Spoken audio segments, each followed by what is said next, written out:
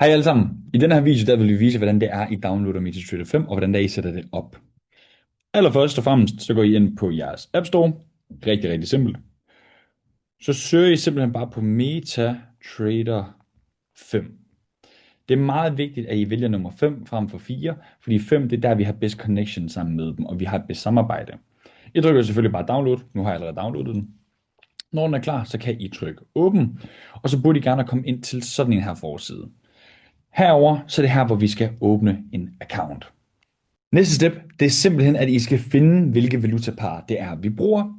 Hvis nu Benjamin eller jeg, vi deler et signal, og der står XAU USD, I går ind på jeres MetaTrader, I kan se, at I har den simpelthen ikke herinde. Jamen, så kan I se heroppe i hjørnet, der er lige sådan et søgefelt. Der trykker I.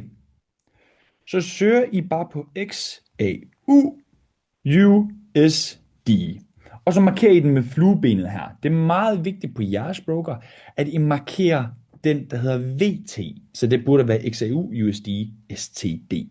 Når I har markeret den, så kan I trykke på krydset. Simpelt hop tilbage. Og så kan I se, så burde den at være inde under jeres quotes.